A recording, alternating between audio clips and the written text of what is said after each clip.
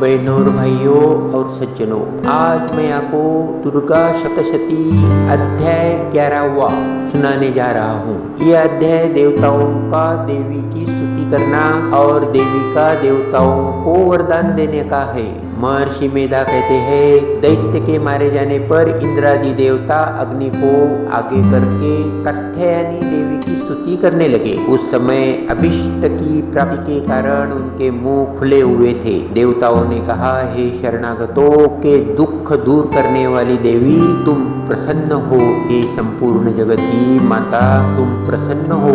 विंध्येश्वरी, तुम विश्व की रक्षा करो, क्योंकि तुम इस चर और अचर की ईश्वरी हो। हे देवी, संपूर्ण जगत की आधार रूप हो, क्योंकि तुम पृथ्वी रूप में भी स्थित हो और अत्यंत पराक्रम वाली देवी हो। तुम विष्णु की शक्ति हो और विश्व की बीज परम माया हो, और तुमने ही इस संपूर्ण जगत को मोहित कर रखा है। तुम्हारे प्रसन्न होने पर ही यह पृथ्वी मोक्ष को प्राप्त होती है। हे देवी, संपूर्ण विद्याएं तुम्हारे ही भिन्न भिन्न स्वरूप है। इस जगत में जितनी स्त्रियां हैं वह सब तुम्हारी ही मूर्तियां हैं। एकमात्र तुमने ही इस जगत को व्याप्त कर रखा है। तुम्हारी स्तुति किस प्रकार हो सकती है, क्योंकि तुम परम बुद्धि रूप हो और संपूर्ण प्राणी रूप वर्ग और मुक्ति देने वाली हो।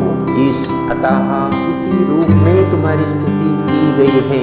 तुम्हारी स्तुति के लिए इससे बढ़कर और क्या युक्तियां हो सकती है। संपूर्ण जनों के हृदय में बुद्धि रूप होकर निवास करने वाली, स्वर्ग तथा मोक्ष प्रदान करने वाली हे नारायणी देवी, तुमको नमस्कार है। कला काटा आदि रूप से अवस्थाओं को परिवर्तन की ओर ले जाने वाली तथा प्राणियों का अंत करने वाली नारायणी, तुमको नमस्कार है। हे नारायणी, संपूर्ण मंगलों के मंगल रूप वाली हे शिवे, हे संपूर्ण प्रयोजनों को सिद्ध करने वाली हे शरणागत वत्सला, 3 नेत्रों वाली गौरी, तुमको नमस्कार है। सृष्टि स्थिति तथा संहारव की शक्तिभूता सनातनी देवी, गुणों का आधार था सर्व सुखमयी नारायणी, तुमको नमस्कार है। हे शरण में आए हुए शरणागतों, दीन दुखियों की रक्षा में तत्पर, संपूर्ण पीड़ाओं को हरने वाली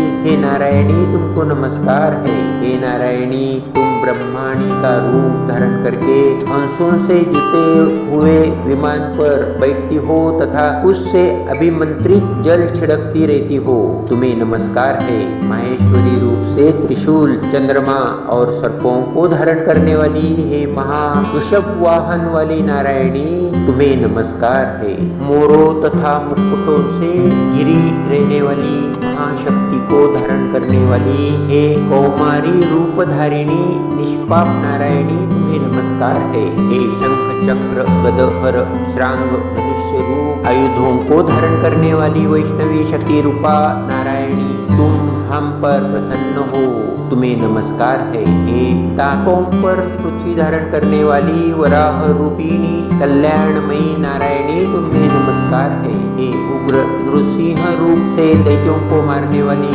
त्रिभुवन की रक्षा में संलग्न रहने वाली नारायणी, तुम्हें नमस्कार है। हे मस्तक पर किरीट और हाथ में महाध्वज धारण करने वाली, सहस्त्र नेत्रों के कारण उज्ज्वल वृत्तासुर के प्राण हरने वाली इंद्री शक्ति हे नारायणी, तुम्हें नमस्कार है। हे शिवदूती स्वरूप से दैत्यों के महामद को नष्ट करने वाली, हे घोर रूप वाली, हे महाशब्द वाली हे नारायणी, तुम्हें नमस्कार है।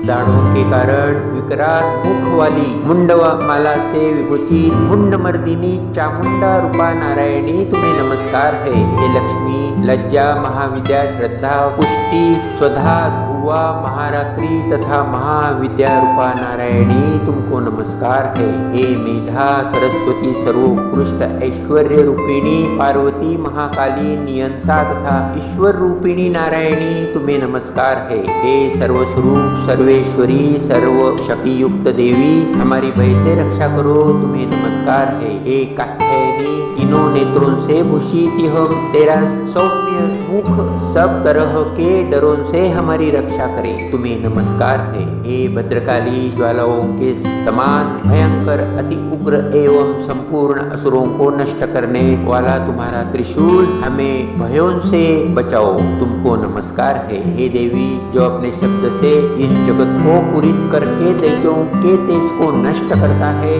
वह आकाश घंटा इस प्रकार हमारी रक्षा करे जैसे माता अपने पुत्रों की रक्षा करती है। हे चांडिके, असुरों के रक्त और चर्बी से चर्चित जो आपकी तलवार है, वह हमारा मंगल करे। हम आपको नमस्कार करते हैं। हे देवी, तुम जब प्रसन्न होती हो तो संपूर्ण रोगों को नष्ट कर देती हो, और जब रुष्ट हो जाती हो तो संपूर्ण वांछित कामनाओं को नष्ट कर देती हो।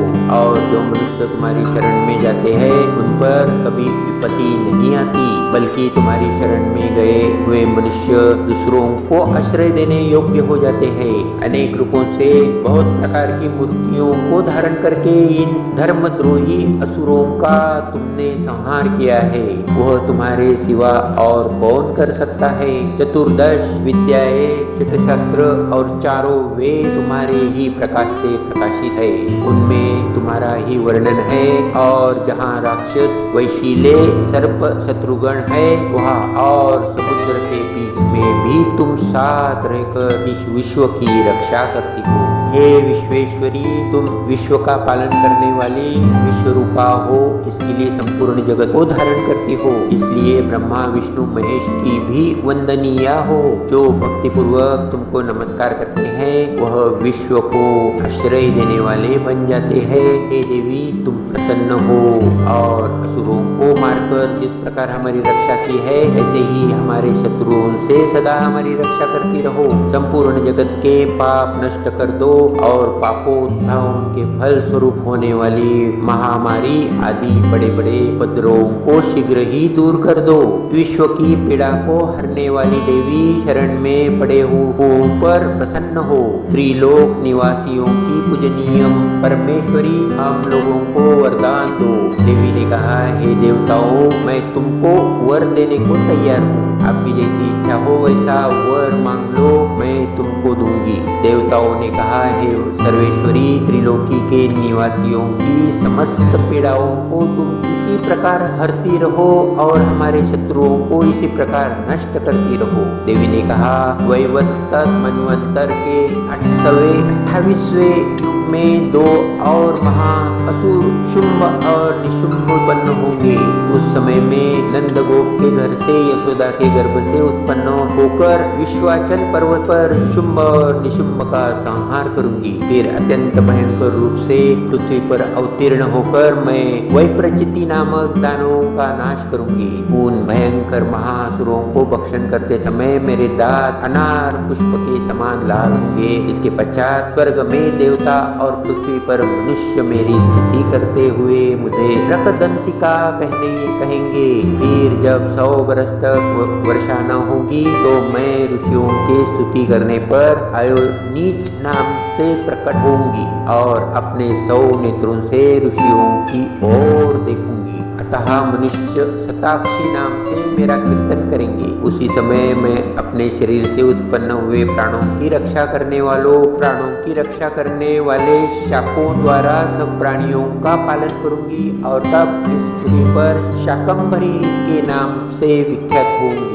और उसी अवतार में मैं दुर्ग नामक महाअसुर का वध करूंगी और इससे मैं दुर्गा देवी के नाम से प्रसिद्ध होंगी। इसके पश्चात जब मैं भयानक रूप धारण करके हिमालय निवासी ऋषियों महर्षियों की रक्षा करूंगी, तब भीमा देवी के नाम से मेरी ख्याति होगी। और जब फिर अरुण नामक असुर तीनों लोगों को पीड़ित करेगा, तब मैं असंख्य ब्रह्मरों का रूप धारण करके उस महादैत्य का वध करूंगी। तब स्वर्ग में देवता और मृत्युलोक में मनुष्य मेरी स्तुति करते हुए मुझे भ्रामरी नाम से पारेंगे। इस प्रकार जब जब पृथ्वी राक्षसों से पीड़ित होगी, तब तब मैं अवतारित होकर शत्रुओं का